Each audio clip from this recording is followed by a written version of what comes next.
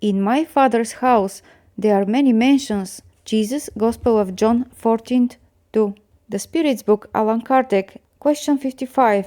Are all the globes that revolve in space inhabited? Yes, and the people of the earth are far from being, as you suppose, the first in intelligence, goodness, and general development. Excerpts from the book On the Way to the Light by the Spirit Emmanuel, psychographed by the medium Chico Xavier in 1938. Star System Capella, the Adamic races. In the constellation of Auriga the Charioteer, there is a magnificent star, Capella. On its way to infinity, that sun is accompanied by its family of worlds, glorifying our Heavenly Father with songs. Its light takes about 42 years to reach the earth. Nearly all the worlds dependent on Capella have already been purified, both physically and morally, in comparison with the backward moral state of the earth. A world in transition. Many thousands of years ago, one of Capella's planets, which resembled Earth in many ways, reached a culmination in one of its extraordinary evolutionary cycles. The final struggles of long perfecting process were being finalized, just as it is now happening with Earth. Several million rebellious spirits were living there on the pathway of general evolution, making it difficult to consolidate the hard-earned gains of those peoples full of compassion and virtue. However, an act of widespread cleansing would banish those rebellious spirits from that humanity that had aligned itself with perpetual harmony for the construction of its lofty endeavors. The great spirit communities, directors of the cosmos, thus decided to send those crime-hardened spirits here to faraway Earth, where they would learn to accomplish great conquests of the soul through pain and the hard work of its environment, while at the same time giving impetus to the progress of their less evolved brothers and sisters. Exiled spirits on earth. Thus it was that Jesus received the horde of suffering and unhappy beings. With his wise and compassionate word, he exhorted those unfortunate souls to strengthen their conscience by fulfilling their duties of solidarity and love in the endeavor of self-regeneration. He showed them the huge fields of struggle that were developing on the earth, and he enveloped them in the blessed aura of his unlimited mercy and charity. He blessed their sanctifying tears and enabled them to sense the sacred victories of the future, promising them his daily collaboration and his advent to come. In spite of the fact that their hearts were hardened in the practice of evil, those troubled and afflicted beings who were leaving a whole world of loved ones behind were to be banished in the dark face of the earth. They would languish in the night of millennia of longing and sorrow. They would reincarnate in the midst of ignorant and primitive races, and would remember the paradise they had lost in far-off skies. They would not see the gentle light of Capella again for many centuries, but would labor on the earth, cherished by Jesus and comforted in his immense compassion. Note: let us remember the symbol of Lucifer, translated from Latin bringer of light, morning star. He was expelled from paradise because he rebelled against God. As a metaphor, he very well presents the image of the spirits expelled from the star system Capella. Fixation of racial characteristics, origin of the white races. With the help of those exiled spirits, in those remotest times, the phalanxes of the Christ were still conducting their final experiments on the renewing fluids of life, perfecting the biological characteristics of the human races. Those afflicted and tormented souls are reincarnated proportionately in the most important regions, where the primitive tribes and families were living. Most of them settled in Asia, from where they crossed the Isthmus of Suez to the region of Egypt in Africa, but they also set out for far-off Atlantis, of which many regions of the Americas hold notable vestiges. 4 great peoples. In the sacred hymn of their reminiscence, the Adamic races retained a vague memory of their previous situation. The traditions of the Paradise Lost passed down from generation to generation until they were compiled in the pages of the Bible. Over the course of time, those fallen and exiled beings came together in 4 large groups, just as they had during their past lives in the far-off world of Capella. These groups became part of the most ancient peoples in keeping with the sentimental linguistic affinities that had connected them in the constellation of Auriga the Charioteer. United once again over time, they formed the ARYANS, the civilization of Egypt, the people of Israel, and the castes of India.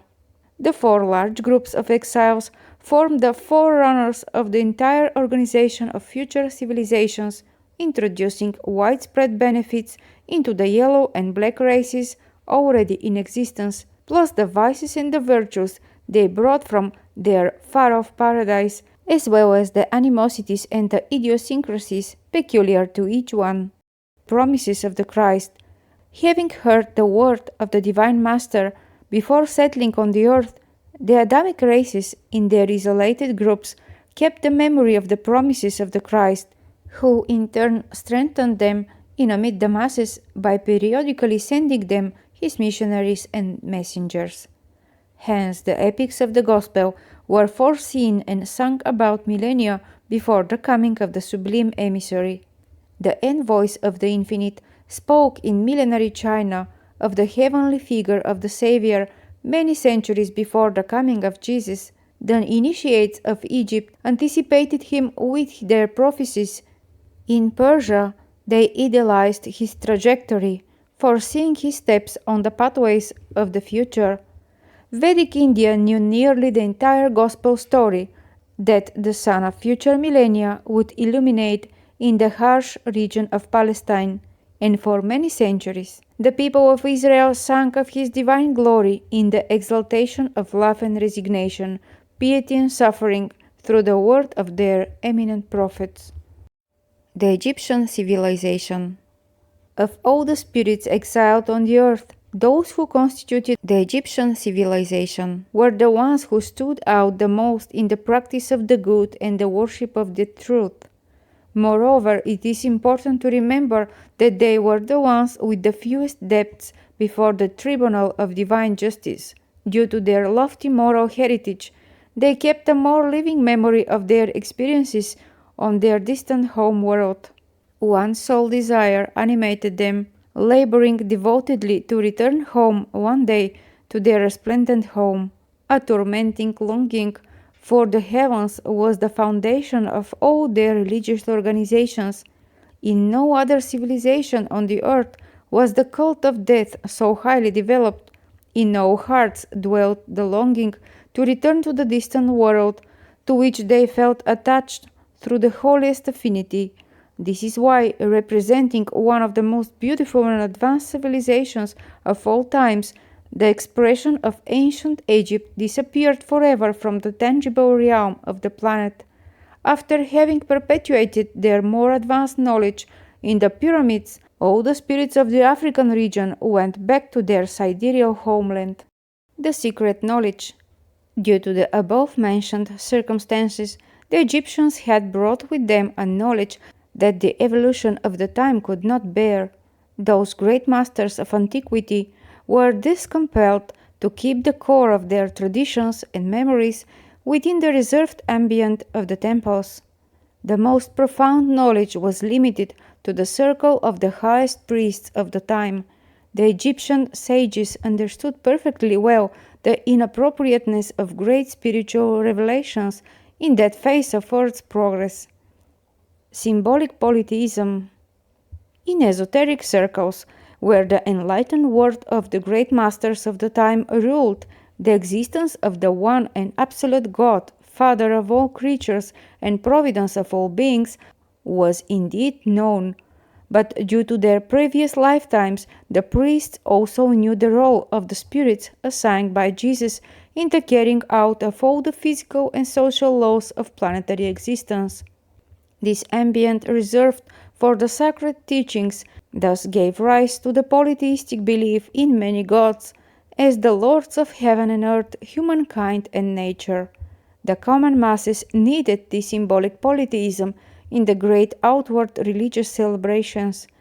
Since priests in those days understood that young souls had this weakness, they satisfied them with the esoteric expressions of their sublime teachings.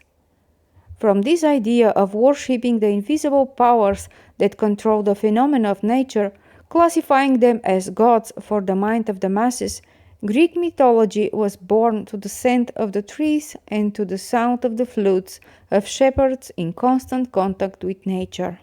The cult of death and metempsychosis.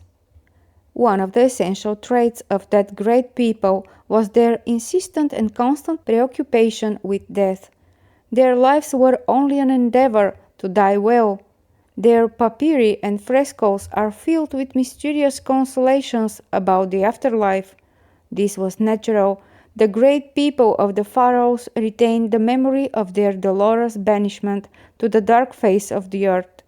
Such humiliation hurt them so much that, in their memory of the past, they created the theory of metempsychosis, believing that the soul of a human could regress in a body of an animal as punishment by the gods.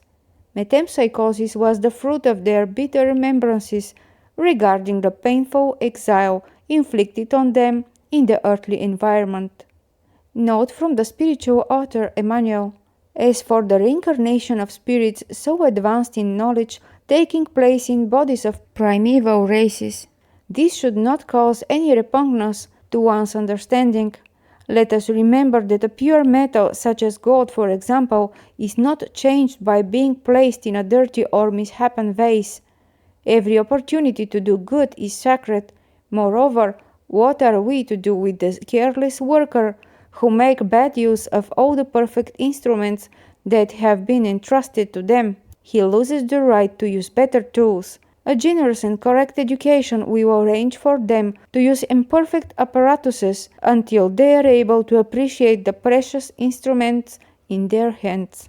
Metempsychosis is only a theory representing their situation of birth among primitive creatures, because the human soul does not regress. For deeper answers, see the Spirit's book by Allan Kardec, questions 611 to 613. The Egyptians and the Psychic Sciences. The psychic sciences of today were familiar to the mage priests of the temples.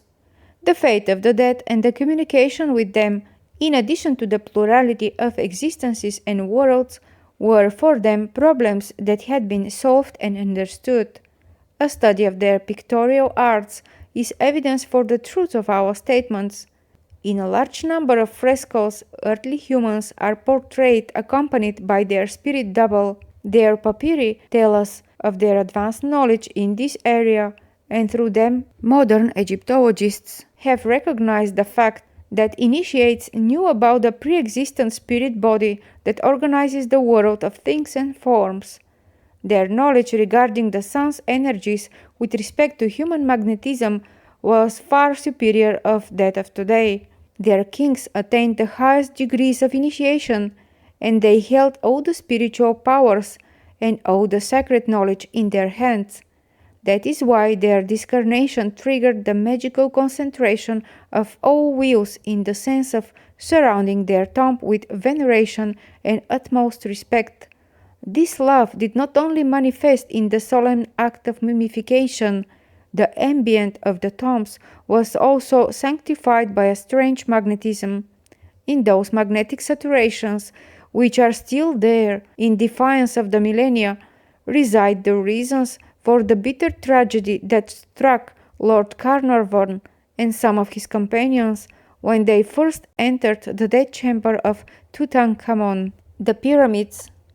The loving assistance of the Christ did not forsake the progress of that people filled with moral worthiness.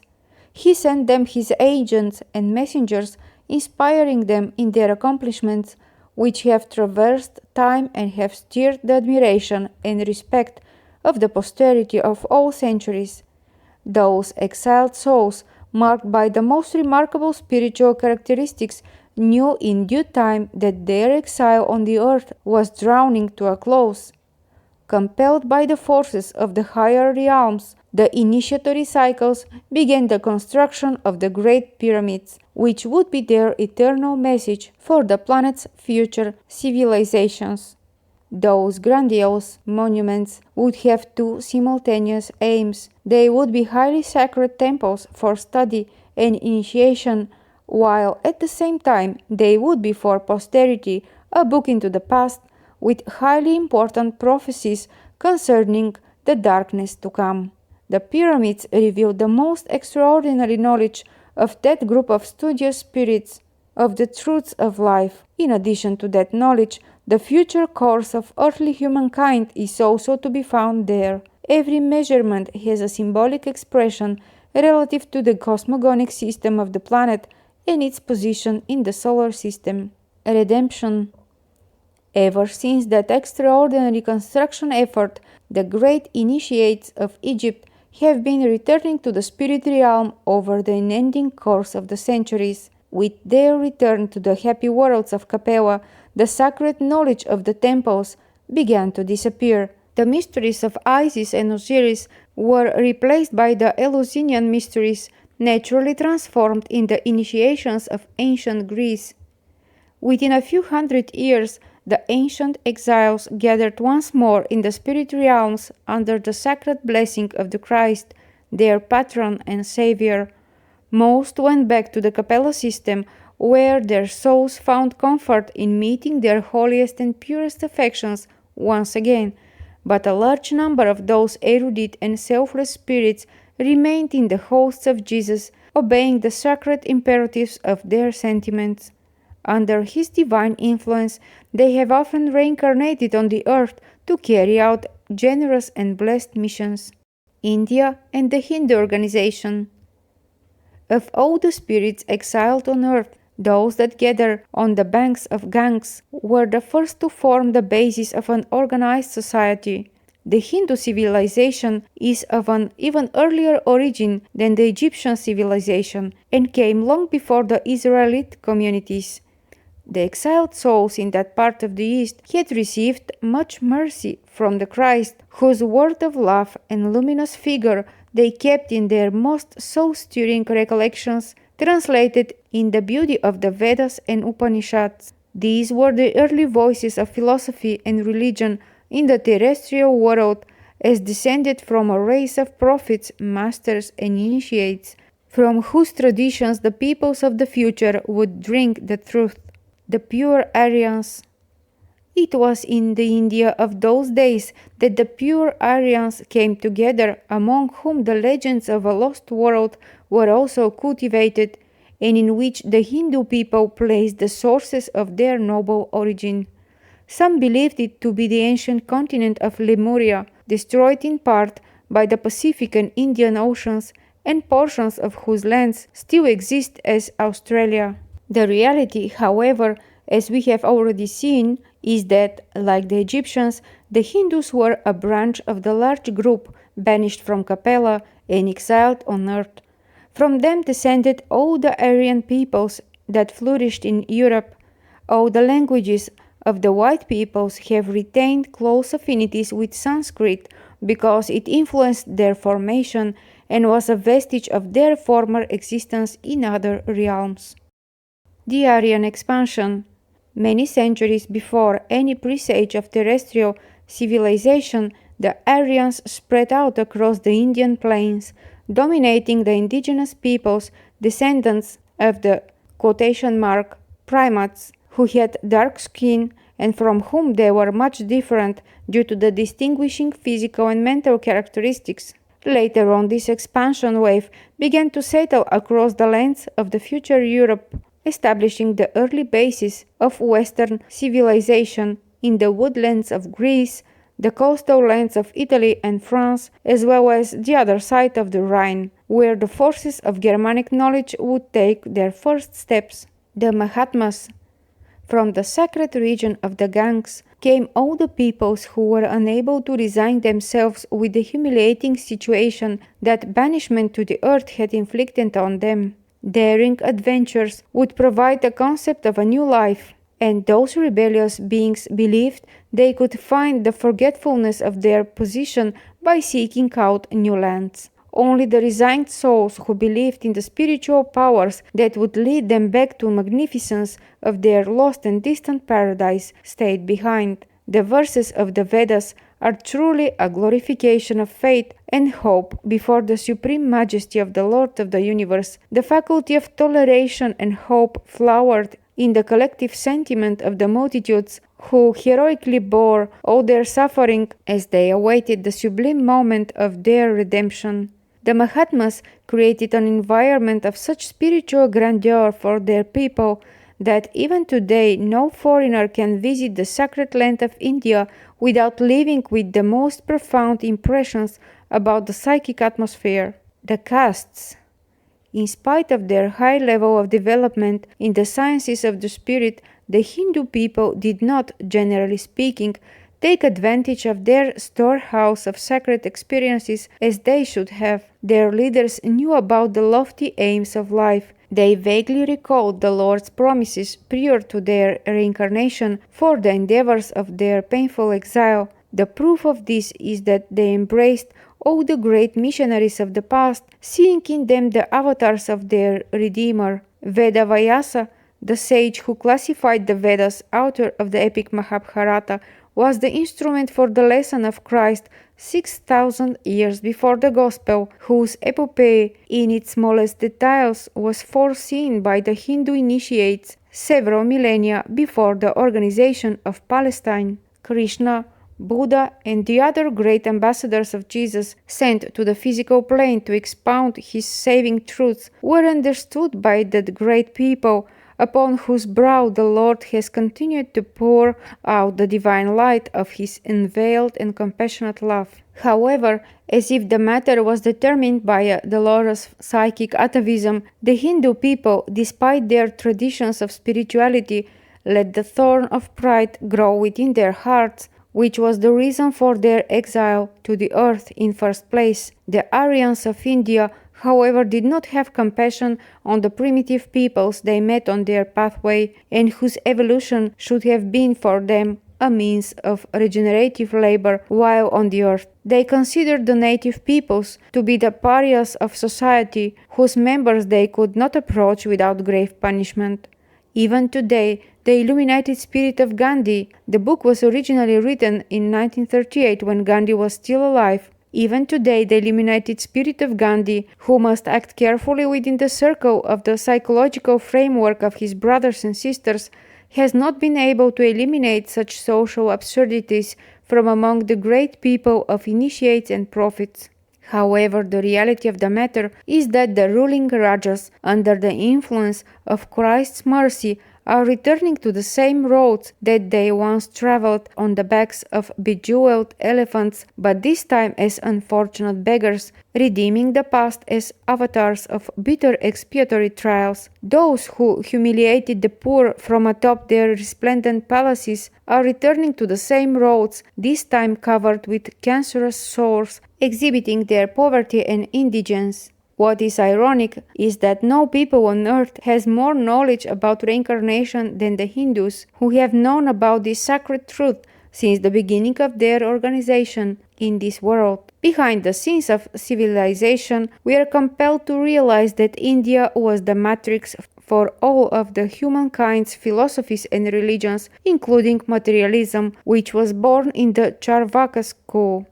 The excerpt is based on the book On the Way to the Light by the spirit author Emmanuel and the medium Chico Xavier, the spirits from ALCYONE. We would like to add that according to the messages of the good spirits, since 1972 the planet has been receiving spirits from the star system ALCYONE, which belongs to the Pleiades star cluster in the constellation Taurus. Some of the indigo children are these spirits. They are intelligent spirits, but not necessarily morally evolved. In fact, many of them have done evil and committed great crimes on their own planet. Even so, they are born to improve the current human genotype until the time when highly evolved spirits can incarnate on Earth using physical bodies that are capable of allowing the manifestation of their higher intelligence and mediumistic abilities.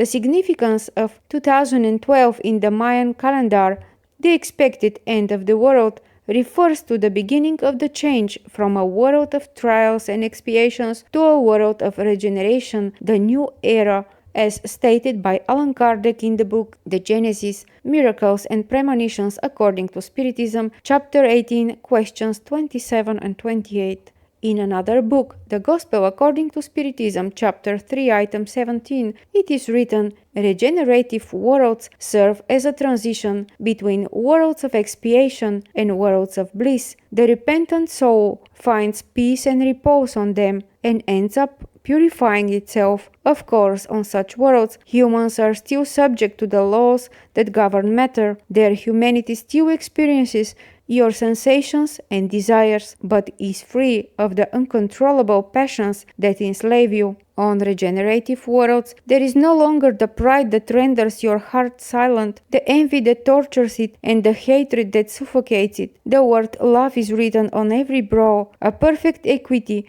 governs social relationships, and all acknowledge God, endeavoring to evolve toward Him by following His laws. Interplanetary migrations are more common than we suppose, and a few decades ago, people like Erich von Däniken, Gene Roddenberry, George Lucas, Steven Spielberg began to prepare humanity to awaken to the UFO issue. So, if you feel a strong and inexplicable nostalgia while staring at the stars at night, you may be one of the spirits from a distant solar system who now live on Earth. But the exile will not be eternal. All the planets in the universe support each other. Ultimately, we are just one big family with the same Father, Creator, God. In the next video, expect the planet Chiron and the planetary migration, where one part of the souls will receive their next incarnations.